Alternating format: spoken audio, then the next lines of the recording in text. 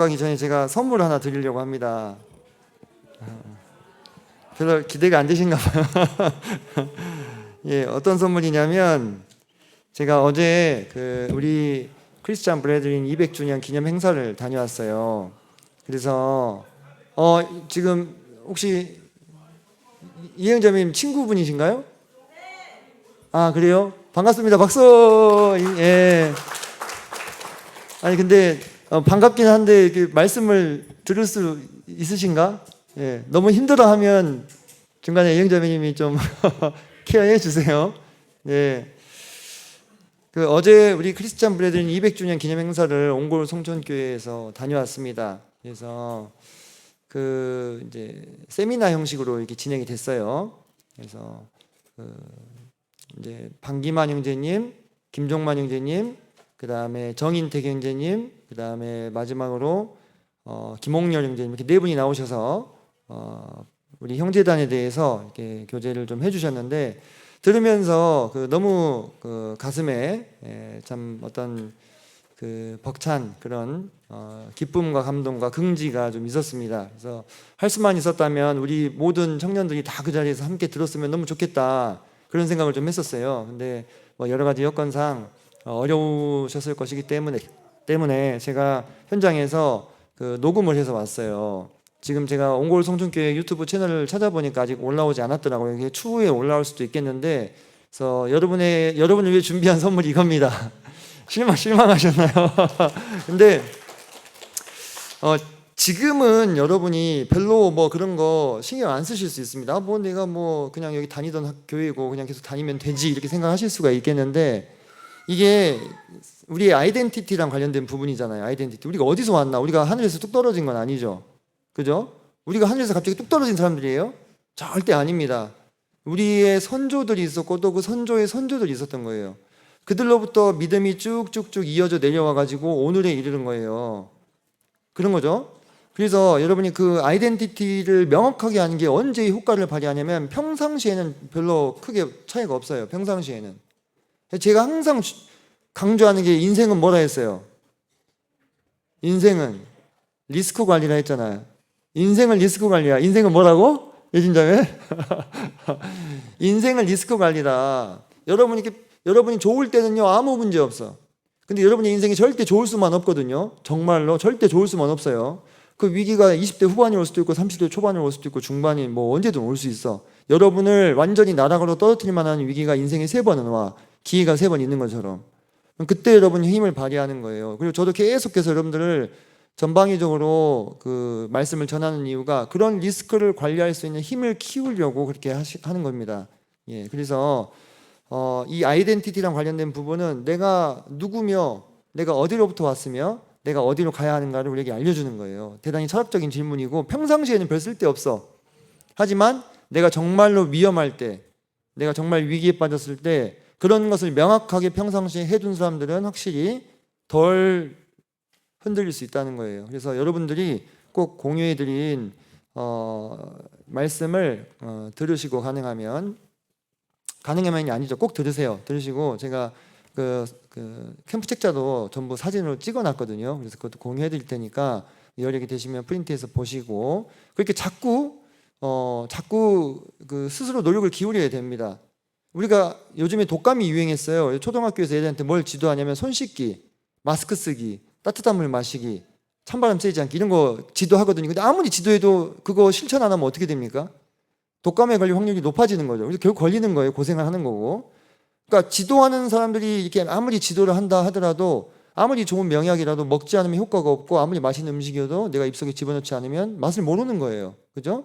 여러분들이 그런 부분에 있어서 개인적인 노력을 기울이셔야만 여러분의 인생의 리스크를 관리하실 수 있을 거다라는 말씀을 좀 드리면서 이거 공유를 제가 해드릴 테니까 여러분들 꼭 들어보셨으면 좋겠습니다.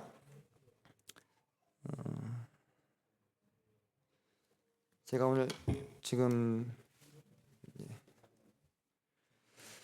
기독교 교육학 3, 4교시를 오늘 하게 돼 있죠. 그리고 참 제 개인적으로는 기쁘게도 이제 오늘 여러분이 강의를 들으시면 이제 12월 달은 내내 모임의 날 준비입니다. 그리고 겨울방학 있고 내년 1월 달에 욥기서는 조사학습으로 진행을 할 거예요. 조사학습을 하면 이제 조별 편성을 하셔야 되겠죠. 예, 조별 편성을 하셔야 되고, 그래서 제가 이제 직접적으로 강의하는 이 과목은 이번 게 마지막이, 오늘이 마지막이 아마 될 것 같고, 조사학습 그 자료 발표하실 때 짤막한 피드백 정도만 할 생각을 가지고 있습니다. 그래서 여러분들도 우리가 오늘 벌써 11월 30일이고 내일부터는 12월이죠. 1년을 열심히 또 달려오셨는데 뭐 이것저것 지금 좀 마무리가 되어가는 그런 국면에 있다, 이런 것들 좀 생각을 해주시면 좋을 것 같습니다. 제가 오늘도 함께 그 나눌 내용들은 전부 그 PDF를 공유해 드릴 거니까 걱정하지 마시고 듣는 데만 좀 집중을 해주시면 좋을 것 같습니다. 자, 지금 우리가 기독교 교육학이라는 내용을 가지고 강의를 듣고 있는데, 교육학이라고 하면 그 안에 범주가 엄청 많아요. 지난 시간에 제가 1교시에 교사론에 대해서 이야기했었고, 2교시에 교회 학교에 대해서 세대를 분석한 것과 결부지어서 여러분들께 말씀을 드렸습니다. 그리고 이 중에는 지금 교회학교 교사인 분도 있고 아닌 분도 있겠지만 우리는 모두 잠재적인 교사의 역할을 감당해야 되는 사람들이기 때문에 이런 부분에 있어서 좀 필요하다. 그리고 오늘 이 3교시의 내용은 내가 그냥 개인적으로 그리스도인으로서 살아가는 데 있어서도 가장 필수적인 요소들을 말씀을 좀 드리려고 하는 겁니다. 꼭 내가 교회학교 교사를 하기 위해서 이런 것들을 갖춰야 된다가 아니라 그냥 그리스도인으로서 기본적인 소양이 될 수 있겠습니다. 자, 이런 부분들 그냥 넘어갈게요. 이런 부분들은. 네. 자, 지식 전달자로서의 교사의 역할에 대해서 너무나 잘 알고 계시죠? 우리가 다니는 학교라든지 학원이라든지 이런 데서 우리에게 뭔가 지식을 전달해 주는 역할을 하는 분들이 교사예요. 그렇다면 교회학교 교사는 무슨 지식을 전달해야 될까요? 무슨 지식? 성경 지식, 그죠?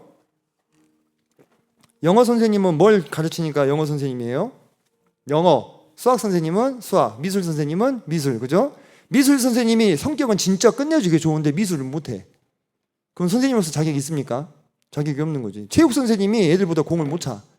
이제 전공이 뭐 발리였다면 뭐 이해가 되겠지만, 네, 체육 선생님이 애들보다 진짜 사람은 좋아. 너무 따뜻하고 착하고, 물론 뭐 공교육에서 그런 사람이 있으면 살아남을 수 있지만 자기 전문 분야에서 전문성을 발휘하지 못하면 존경을 받기 어려운 거예요.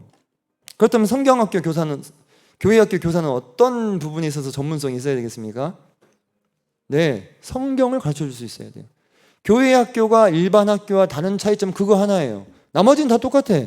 아이들 뭐 생활지도 하는 거나 뭐 그런 건 다 똑같아요. 사실 내가 인격적으로 좋고 성숙하고 따뜻한 사람이면 그만큼 더 아이들과 레포 형성을 잘 할 수 있겠죠. 하지만 거기서 끝이다 하면 그냥 그거는 교사가 아니지, 보모인 거예요.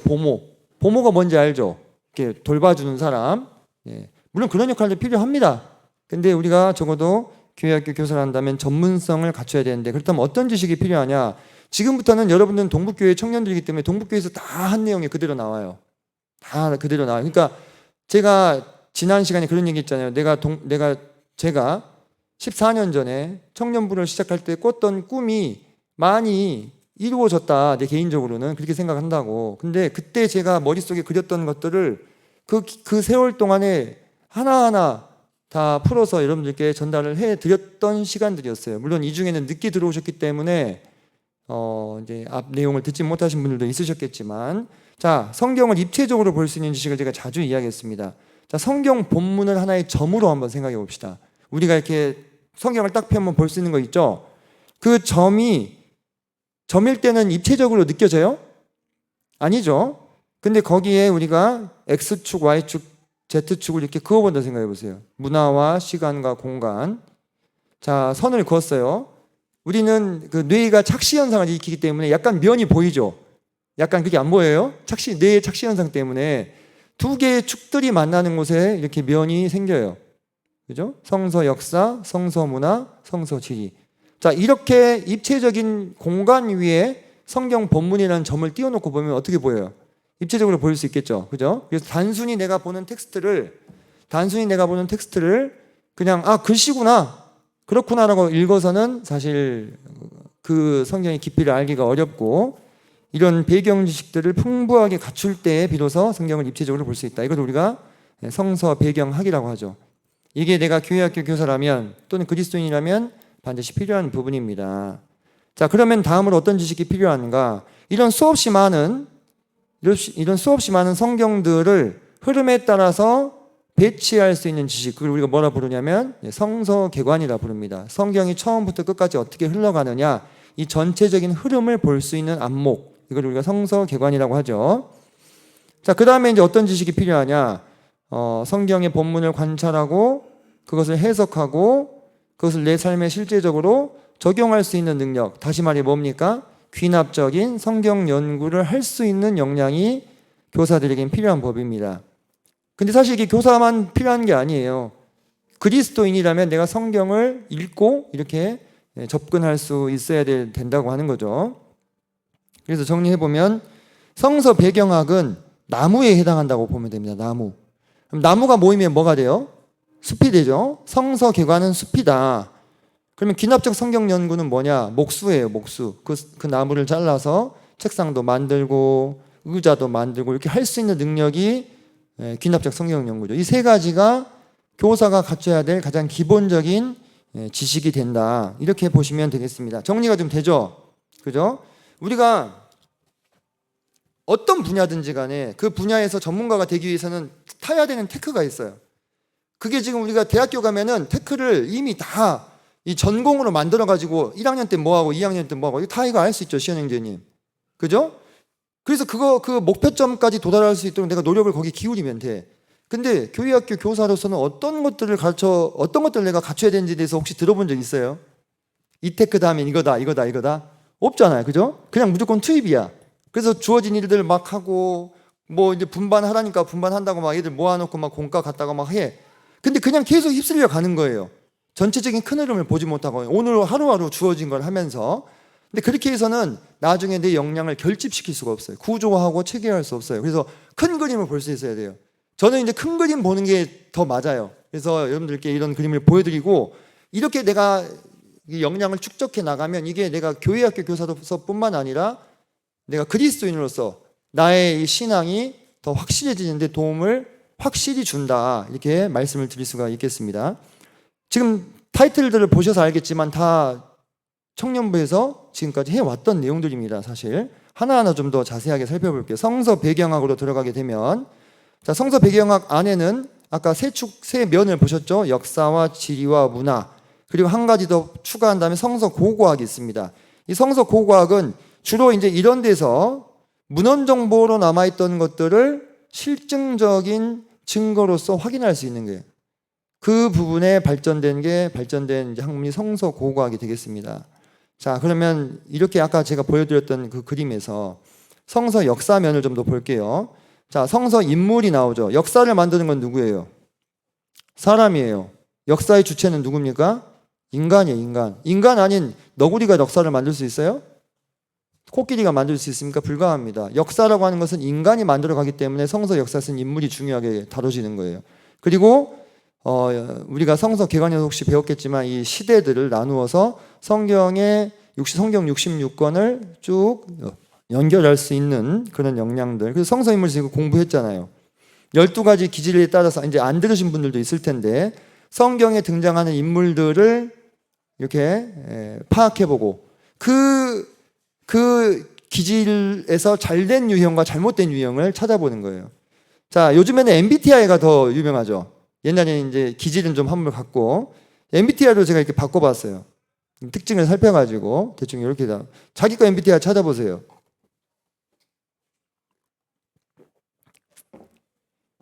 인트 J 있으십니까? 인트 J 없어요? 경락경제 인트 J 아니죠? 네. ENFP. 지혜자매? ESFJ. 없으세요? 우리 뭐가 많으신가? ENFJ? ISFJ 정도로 보세요. ISFJ가 뭐였더라? 점해굴. 아이고. 그러시구나. 예. 그 각각의 인물들이 어떤 MBTI인지 추적이 가능합니다. 우리가 MBTI 측정할 때 뭐로 측정하죠? 말과 행동으로. 성경 인물 중에 말과 행동이 많이 나오잖아요. 그걸 가지고 우리가 공부했었죠. 이거 들으신 분들 그때 이거 강의 몇 명 안 계시구나. 네, 이게 제법 재밌는데. 자, 그래서 이 MBTI를 갖고 있는 분들이 잘 되면 느헤미야가 되는데 잘못되면 바로가 돼요. 네, 이런 거예요. 잘 되면 바울이 되는데 잘못되면 압살롬이 될 수 있어.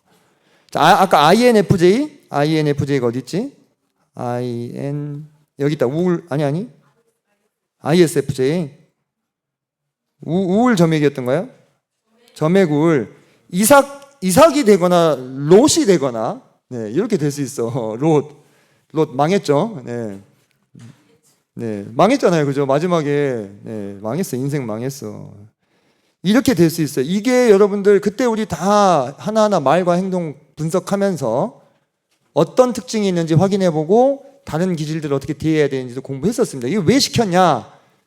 이 성경의 인물들 속에서 나의 모습을 찾을 수 있는 거예요. 나의 미래의 모습도 찾을 수 있고 나의 장점과 단점을 찾아서 배우라고 하나님이 다 집어넣으셨어요.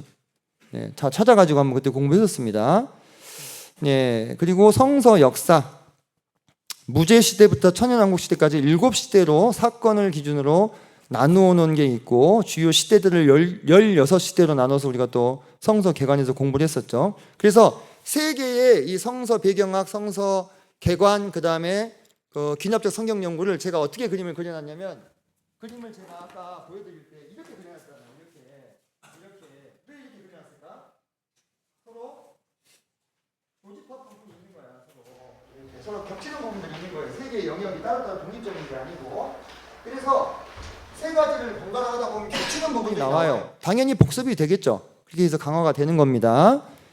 주요 시대들. 그래서 내가 이 시대의 흐름 가운데 오늘 우리 아이들과 함께 공부하고 있는 이 부분은 어디쯤을 통과하고 있는가를 어렴풋이 파악할 수 있는 능력, 전체 흐름을 꿰을 수 있는 능력이 성서 개관이라고 그 성서 역사라고 얘기를 했습니다. 자, 그리고 성서 문화 부분. 문화부분은 지금 인물축과 배경축이 만나죠. 인물축과 배경축이 만나가지고 이런 문화들을 파생시키는 거예요. 문화를 만드는 건 누구예요? 사람이에요. 결국 문화의 주체도 사람입니다. 그죠? 오소리의 문화를 탐구하지 않아, 우리는. 그죠? 스컹크가 어떤 문화를 가지고 있는, 그거는 문화가 아니라 이제 뭐로 들어가야 됩니까? 뭐 생물 쪽으로 들어가야 되는 거죠. 그죠? 네, 그렇게 부르지 않습니다. 사람이 하는 행동이기 때문에 문화로 분류가 되는데 그 문화의 배경이 무엇이냐에 따라서 조금씩 달라질 수 있죠. 그죠? 그래서 파생되는 문화들을 파악을 해야 돼요. 우리나라랑 다르잖아요. 한반도하고 이스라엘이 다른 것처럼. 그래서 성서 문화의 영역은 이렇게 다양하다. 그 문화 안으로 들어가서 의식주나 관혼상은 성인식, 결혼식, 장례식을 말합니다. 원래 인간의 4대 그 제례가 뭐냐면 관혼상제라고 불렀어요. 관혼상제, 우리 옛날에. 근데 왜 제는 빠졌을까요? 유대인들은 제사가 없어. 유대인 제사가 없으니까 따로 그냥 빼고 상에다 합쳤습니다.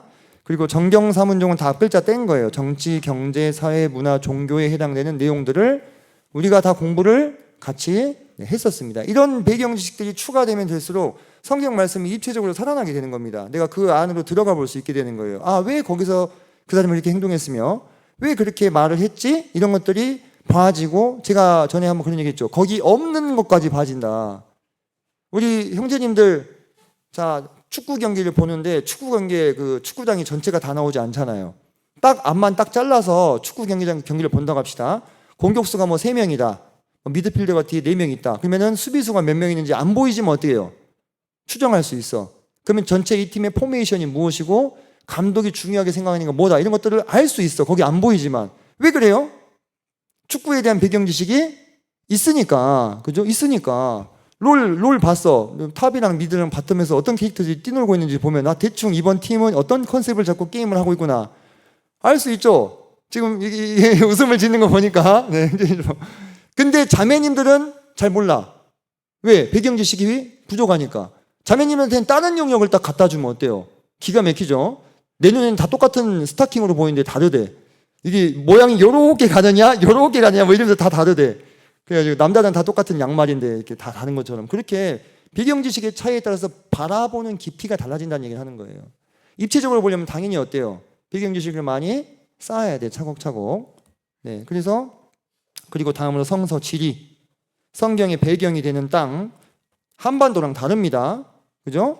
중동과 그리스, 로마, 그 다음에 거기는 이제 비옥한 초생딸 지역, 메소포타미아 지역이죠. 레반트 지역. 그곳의 지형과 기후와 계절풍과 강수량, 농작물, 특산품, 동식물 뭐 이런 것까지 알아야 되니? 라고 생각할 수 있겠지만 알면 알수록 더 깊이가 달라지게 되는 거예요.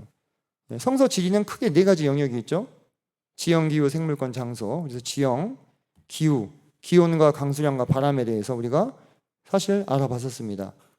생물권, 동물과 식물에서 성경의 10대 동물과 7대 작물에 대해서 나누어서 공부를 했었습니다. 주요 장소들 조사해서 발표했었습니다. 이 조사하는 이 과정에 참가하신 분들 있을 거예요. 기억을 떠올려 보시고. 그리고 제가 이제 다뤄드리지 않은 분야가 하나 있어요. 성서 고고학. 요것만 따로 다루진 않았죠. 그죠? 제가 이거 따로 지금 PPT를 만들고 있어요. 여러분들에게 드리려고. 제가 이제 성서 고고학 분야의 지식을 쌓으면서 요 정도는 최소한 알고 있으면 좋겠다 하는 걸 20개를 선정했습니다. 20개. 딱 20개만 알면 돼. 어렵지 않잖아, 쉬운 자면이. 그죠? 뭐 간호학도 공부 다 했는데 딱 20개 정도 알고. 왜 고고학을 알아야 되느냐? 우리가 성경에서 말하고 있는 그 유물들이 직접 발견이 된다 이거야. 그럼 무슨 얘기야? 성경이 사실이네 이게 되는 거잖아요. 아니 성경이 사실이네? 성경 말씀에 나온 이게 성경은 글로 써져 있잖아요. 문헌 정보잖아요. 근데 이게 실제로 역사적인 유물로 나온다. 이거 사실이네. 이건 아무도 부정할 수 없게 되는 거예요. 그래서 중요한 유물들 몇 개만 딱 알고 한 20개만 얘기할 수 있어도 사실 뭐 얘기가 달라지는 거죠. 그래서 여러 가지 추천 도서들 제가 여러 번 반복해서 말씀을 드렸던 것들 우리가 텍스트북으로 썼던 열린다 시리즈들은 기본적으로 다 읽어보시면 좋다. 역사 지리로 보는 성경 구약 신약 다 나와 있습니다. 참 좋고요.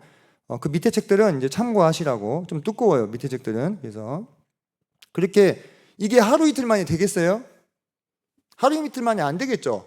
그렇기 때문에 시간을 두고 차곡차곡 쌓아 나가는 거예요. 천천히. 원래 우리가 공교육 교사를 만들기 위해서는 대학교에서 그걸 다 배우고 시험을 치르고 그리고 학교를 가죠. 1차적으로 그래도 한번 다뤄보고 가는데 교회 학교는 그렇게 할 수 없잖아. 그러니까 처음에 내가 아무 배경 지식 없이 주일학교 들어갈 수 있는 거예요. 들어가서 하면서 계속 이런 지식들을 쌓아나가면서 교사로서 발전해 나가라 이거예요. 그게 나의 신앙에도 도움이 되니까. 그리고 나에게 배우는 아이들에게도 그런 영향을 미칠 수 있으니까. 내가 이 성경에 대해서 확신이 없는데 어떻게 아이들한테 얘기를 해줄 수 있게 되는 거죠. 그죠?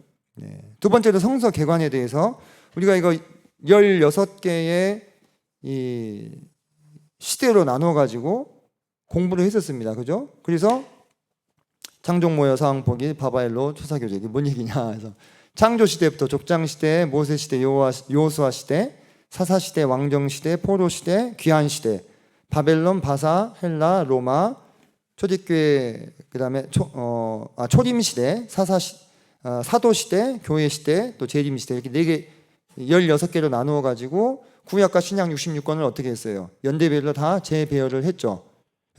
창세기 출애굽기 레위기가 아니라 창세기 욥기 출애굽기 이렇게 가는 거예요. 시대별로 시대별로 다시 재배열을 다 해가지고 살펴봤었고 신구약 중간사 성경에는 나오지 않지만 바벨론, 페르시아, 헬라, 로마 그리고 하스몬 왕조랑 헤롯 왕조까지 중간사들도 다 다뤄봤습니다. 주요 제국들의 특징과 통치 코드들 알아보았죠. 그리고 신약도 마찬가지 마태, 마가, 누가, 요한 사복음서는 순서대로 보고 난 다음에 사도행전이 유일한 역사서죠. 역사서대로 서신서를 모두 시간상으로 재배열해가지고 그 순서대로 공부를 한 게 이거였죠. 성서개관에서 30차시에 걸쳐가지고 우리가 함께 공부를 한 분도 있고 안 한 분도 있을 거예요. 하신 분도 있고 안 한 분도 있을 것입니다. 또 하셨다 할지라도 기억이 다 안 날 수 있어요. 하지만 중요한 것은 한번 해봤다는 게 중요한 거예요. 한번 해보고 또 해보고 또 해보면서 그 지식이 계속 입체적으로 바뀌어 나가는 것입니다. 여러분들 대학교에서 전공 과목으로 공부해도 나중에 어때요? 까먹어요. 그죠? 잊어버려요. 그렇게 1년 동안 열심히 공부한 고3 수험 이 지식도 수능 보고 나면 어때요? 급속도로 이 바닷물에 쓸려 나가는 모래처럼 사라져 버립니다. 저는 정말 깜짝 놀랐어요. 그렇게 그 수능 공부했던 지식이 빨리 사라질 줄 몰랐어. 그렇더라고요. 그래서 이런 성서개관을 큰 숲을 보는 관점을 기르기 위해서 성서개관의 공부를 또 해 나가야 하는 거에 대해서 이런 도서들을 또 추천을 또 해 드립니다. 제가 처음에 성서개관에 대해서 아무도 저한테 얘기해 준 사람 없어요. 배워본 적도 없었고. 그런데 이해실 사모님이 쓰신 성경이 읽어지네 이 책을 우연찮게 읽으면서 성경을 이렇게도 보네? 하고서 파고 연구해서 그때 2017년도에 처음으로 동북교회에서 30차시 여름에 특별 그 선택 강의를 해가지고 진행을 했었습니다. 5일 동안 하루 6시간씩. 대단하죠 지금 생각해보면. 하루 6시간씩 대단해요 진짜. 그렇게 한번 쭉 같이 보고 나서 같이 보신 분들이 다른 교회에서 와서 들었어요. 광주에 있는. 야 이렇게 성경을 볼 수 있는지 몰랐다 이렇게 얘기하신 게 많았어요. 그전에도 성경 통독은 있었던 것 같은데 근데 여러분들 이런 관점으로도 성경을 막 쪼물딱 걸릴 수 있어야 된단 말이에요. 그래야 여러분의 신앙에도 도움이 되신다. 세 번째로 귀납적 성경 연구의 지식이 있습니다. 귀납적 성경 연구의 뼈대는 뭡니까? 관찰, 해석, 적용 세 가지 큰 뼈대를 가지고 있죠. 이 관찰 단계에 해당되는 게 앞서 우리가 봤던 그 숲과 나무예요. 성서 배경학이랑 성서 개관 이게 관찰이 다 엄청나게 영향을 줍니다. 전중 후 어떻게 읽을 것인지 성경의 장르를 나누고 장르별로 어떤 관점으로 볼 것인지 우리가 공부를 해왔습니다. 그래서 이거는 제가 앞서 얘기했죠. 관찰 단계에 지대한 영향을 주고 관찰 결과를 표로 정리하는 법에 대해서 그리고 관찰 결과 내에서 문단과 문장의 수사법을 어떻게 파악하는지 등을 배웠습니다. 배웠어요. 배웠어요. 그래서 수사법을 쓰는 목적에 대해서도 크게 세 가지 말씀을 드렸었고 우리가 성경은 글이잖아요. 글이라는 것은 기본적으로 우리가 과장법을 쓸 수 있어요. 엄마가 말 안 듣는 아들한테 너 집 나가라! 나가라는 거예요? 말라는 거예요? 근데 표현은 어떻게 해요? 너 집 나가버려라! 그러면 그걸 그대로 받아서 적으면요. 너 집 나가버려라. 우리가 읽잖아요. 엄마가 나빴네. 이가 되는 거예요. 그 일이 일어나고 나서 10년 뒤에 우리가 그걸 읽었다 해봐. 아이의 일기에 써져 있었어. 애기가 일기. 엄마가 오늘 나보고 집을 나가버리라고 했다. 그래서 우리가 그걸 우연찮게 찾아가지고 읽었어. 엄마가 나빴네. 엄마가 뭐 애기 이거 뭐죠 그거? 아동 학대한 거 아니야? 근데 실상 그 상황 안으로 들어가면 어때요? 엄마는 무슨 뜻으로 그 얘기를 한 거예요? 너 왜 이렇게 말 안 듣냐? 좀 제발 엄마 말 좀 들어라는 취지로 그 얘기를 한 거죠? 거기에 뭐가 쓰인 거예요? 수사법이 쓰여요. 수사법이 엄청 어려운 게 아니라 우리가 일상생활에서 맨날 쓰고 있어요. 우리가 일상생활에서 얘기할 때 우리 서로 얘기할 때 수사법을 맨날 쓴다고. 근데 우리가 그걸 이렇게 정형화 시켜가지고 이론적으로 배우지 않았기 때문이지. 근데 그거를 성경에서요 그대로 그거를 그냥 비문학 읽듯이 유형형제님 비문학 읽듯이 읽어버리면 어때요? 문학 작품을 안 되는 거야, 그지? 편지글을 논문처럼 읽어버리면 된다, 안 된다? 안 되는 거야. 사도 바울이 이래요. 내가 너희들한테 받은 것은 탈취한 것이다 이렇게 얘기해요. 내가 너희들한테 훔쳤다 이렇게 얘기해. 그 구절 생각납니까? 그 사도 바울이 훔쳤다는 얘기입니까? 훔쳤다는 얘기예요? 아니에요. 근데 그거를 야 이거 봐 사도 바울이 성도들 돈을 훔쳤대 이렇게 읽어버리면 어때요? 골치가 아픈 거예요. 제가 대표적인 예를만 드리는 거예요. 성경에 보면 사도 바울이 이렇게 너희들은 더 큰 은사를 사모해라. 그게 지금 사도 바울이 더 큰 은사가 있으니까 그걸 사모하라는 얘기예요? 어떻게 생각하십니까? 아니에요. 야 니들 지금 하는 대로 고린도 교회 성도들한테 이야기하는 거야. 니들 하는 것처럼 더 큰 은사가 있어가지고 그걸 사모해야 된다. 계속 그래라 더 해라 이렇게 얘기하는 거예요. 그게 지금 더 하라는 거예요? 하지 말라는 거예요? 하지 말라는 거잖아요. 그러면서 내가 너에게 좋은 곳을 보이겠다 해서 그다음 무엇에 대한 얘기가 나옵니까? 고린도전서에서 사랑장에 대한 얘기가 나오는 거예요. 너희들은 더 큰 은사를 사모하라.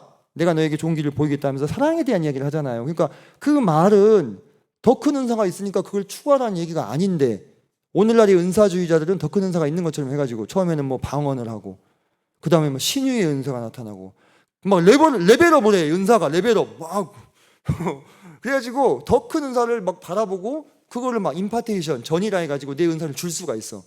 무슨 어벤져스 마블 코믹스도 아니고 은사가 그렇다고 생각하는 거예요. 그 구절에 의거해가지고. 그러니까 우리가 성경 말씀을 수사법을 제거하고 읽어버리면요 너무나 얼토당토하는 해석이 나와가지고 잘못된 적용으로 나아가는 거예요. 제가 시간이 없어가지고 그런 얘기 다 할 수 없겠습니다만 이런 수사법을 공부할 때 그런 예들을 다 드렸었습니다. 자, 기억이 안 나시면은 귀납적 성경연구 제가 소책자 그때 만들어서 드렸었어요. 받은 분들은 한번 찾아서 복습도 한번 해보시고, 그런 것들을 고려하면서 성경을 읽는 사람과 전혀 그런 거 고려 안 하고 그냥 모두 다 비문학 지문으로 읽는 사람하고는 이 성경의 원 저자들이 전달하고자 하는 그 의미와 의도를 어떻게 해야겠어요? 파악을 제대로 못하는 거예요. 엉뚱깽뚱한 생각을 하는 거야. 그래서 뭐가 나와요? 정영이제. 그래서 이단이 나오는 거예요. 이단이 어디 저기 화엄경 갖다 놓고 읽어서 그 기독교 이단이 나옵니까? 화엄경, 그 불교의 경전 있잖아요. 그죠? 무구정광 대다라니 경 이런 거 읽어요? 8만 대장경 읽어서 이단이 나오는 게 아니에요. 뭐 읽고 이단이 나와요? 똑같은 성경 읽고 이단이 나와. 근데 왜 똑같은 성경 읽고 이단이 나올까? 해석을 제대로 못하니까, 해석을 제대로 안 하니까 이단이 나오는 거예요, 여러분들. 그래서 우리도 이런 것들에 대해서 이거 어렵다, 막 이상하다 이렇게 생각하지 마시고 언젠간 한번 넘어야 돼. 언젠간 한번 내가 만나야 될 벽이기 때문에 개인적으로는 어려우시면 기납적 성경용을 다시 할 기회가 있다면 그때 취지 깊게 찬찬히 봐야 된다는 거예요. 그래서 그런 관찰의 결과로 해석의 5가지 부품을 만들어서 해석의 단계로 들어가는 거죠. 이거 그때 우리가 줌으로 하면서, 그때 코로나 때였습니까? 계속 제가 예제 드리고, 코로나 때 그거 막 발표하고 그랬죠? 제출하고. 그래가지고 우리 자매가 혼냈어요, 저한테. 어떻게 그렇게 해석을 그렇게 하냐고. 그래서 그렇게 하는데 해석의 3가지 요소, 기본 원리들 알려드리고 그것이 무슨 뜻인지 알아내는 모든 사실 여러분, 모든 구절에 있어서 이 과정을 다 거치시라고 제가 요구하지 않아요. 왜냐하면 성경은 수수께끼 책이 아니라고 제가 얘기했죠. 성경은 그냥 열린 마음으로 읽으면 뜻이 대부분 통하는 책입니다. 그런데 그 중에서 뜻을 주의해서 풀어야 될 구절들이 나와요. 그때 내가 어떻게 해야 될 것인가, 기본은 알아야 될 거 아니에요. 그죠? 이렇게 한번 시도해보고 나보다 앞선 교사 형제님들이 해석해 놓은 것도 한번 참고하고, 그렇게 돼야지 막 무턱대고 막 무비판적으로 받아들이게 되면 안 된다는 것입니다. 저는 제가 성경 말씀을 여러분에게 전한 것에 대해서를 할지라도 여러분이 더 나은 근거를 가지고 와서 저한테 들이대면서 저를 설득한다면 얼마든지 설득될 자신이 있어요. 얼마든지 설득될 자세가 돼 있어. 근데 아직 그렇게 오신 분은 없었는데 그렇게 하시라 이거예요. 무조건 믿지 말고 말하면, 물론 여러분이 저를 신뢰해 주시는 것은 감사한 일이지만 여러분 스스로도, 아까 제가 그랬잖아요. 무엇을 위해서 이걸 한다고? 리스크 관리를 위해서. 리스크가 우리가 약하다고 생각하는 것은 리스크가 안 와. 왜? 그건 내가 약한지 알고 있으니까 조심한단 말이에요. 어디서 리스크가 발생합니까? 내가 알고 있다고 생각하는 것에서 리스크가 오는 거예요. 무슨 얘기인지 아시겠어요? 왜? 그건 내가 알고 있다고 자신하기 때문이야. 거기서 위기가 생겨요, 사실. 내가 모르면 조심하고 멀리해. 그러니까 위험한 일이 생길 일이 없죠. 근데 내가 안다고 생각하는 거기서 나에게 리스크가 찾아오고 나를 당황하게 만드는 거예요. 적용 단계로 넘어가서 내가 방금 전에 읽었던 말씀의 뜻을 추출했다면 그것을 내 삶에 어떻게 적용해 나가야 할 것인지를 직접적으로 뽑아낼 수 있어야 돼요. 1189장 31,105절이 성경의 분량입니다. 그 구절을 전부 다 목사님들이, 교사들이 전달해 줄 수 없어요. 내가 매일매일 읽고 먹는 매일의 말씀, 매일의 묵상 안에서도 하나님 나에게 무엇을 말씀하시는지를 길어낼 수 있는 기본적인 역량들을 길러서 나의 신앙생활, 가정생활, 학교생활, 직장생활, 언어생활, 여가생활, 대인관계, 물질관, 세계관 등등등 나의 삶의 모든 분야에 적용해 보는 것이 그리스도인의 삶이에요. 되는 것도 있고 안 되는 것도 있겠죠. 저는 다 되겠습니까? 그러면서 깨지고 또 배우고 하면서 성장해 나가는 거예요. 신앙이 정체되어 있지 않고. 그래서 추천 도서들 제가 어차피 PDF 드릴 거니까 따로 그때 보시면 되겠습니다. 위에 있는 것들 추천드립니다. 밑에 있는 것들까지는 안 보셔도 되고 위에 있는 것들을 한번 보시면 좋겠다. 사실 교사로서 우리가 역량을 키우기 위해서 추천 과목들이 이렇게 많아요. 성경적 세계관이나 교회에서 했었고, 교육 심리 연계에서 신앙 발달 단계 교육 과정, 통합 교육 과정이 있죠. 평가, 교수법, 기술 다음 시간에 할 것입니다. 이런 것들이 이제 현장에서 보여줘야 되고, 세부가 과목, 이런 많은 것들이 있는데요. 다 한 번에 할 수 없어요. 해서도 안 되고 차근차근 배우고 내 마음 가운데 쌓아 올려가면서 교사로서 뿐만 아니라 그리스도인으로서도 역량을 키워야 한다. 그래서 성경 지식을 섭취하면 할수록 나의 믿음이 자라나고 확신이 더욱 커집니다. 교회학교 교사로서 전문성을 갖추게 되어 성경을 아이들에게 더 깊이 설명해 줄 수 있게 됩니다. 그리고 성경 공부의 즐거움을 느끼게 됩니다. 그래서 내 안에 있는 자그마한 불꽃이 내 주변에 있는 아이들에게 이렇게 전달될 수 있도록 하는 것이 교사로서 나에게 필요한 나에게 요구되는 그러한 소양이다, 이렇게 말씀을 좀 드릴 수 있겠습니다. 제가 여러분이 좀 시간이 좀 늦어졌고 많이 좀 지치신 것 같아 보여서 좀 빠른 속도로 좀 진행을 했어요. 그렇지만 여러분들 그동안에 한 번쯤 들어보고 또 같이 해본 내용들이기 때문에 좀 따라가실 수 있었을 거라 생각하고요. 지금 52분인데 5시 5분에 모여서